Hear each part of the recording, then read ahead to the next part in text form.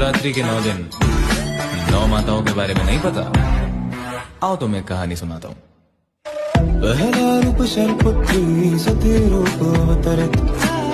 तृतीय है ब्रह्मचारिणी शिव को जो समर्पित, चंद्रघंटा वो जिनके मस्तक पर चंद्र विराजे, कुष्मांडा माँ सब ब्रह्मांड को खुद से उपाधि, स्कंद माता का पंचमी सर्व मोक्ष अंतया, छठवीं माँ कात्यायनी कष्ट रोग सब हरा, काल हरे काल निवारे भूत प्रेत जर कहाँ से, भय से भी मुक्त सदा हो काल रात्रि जहाँ पे, श्वेत वस्त्र महागौरी अष्टमी को विराजे,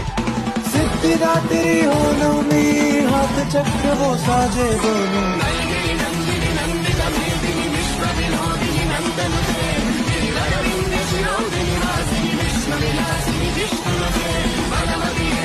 विष्णु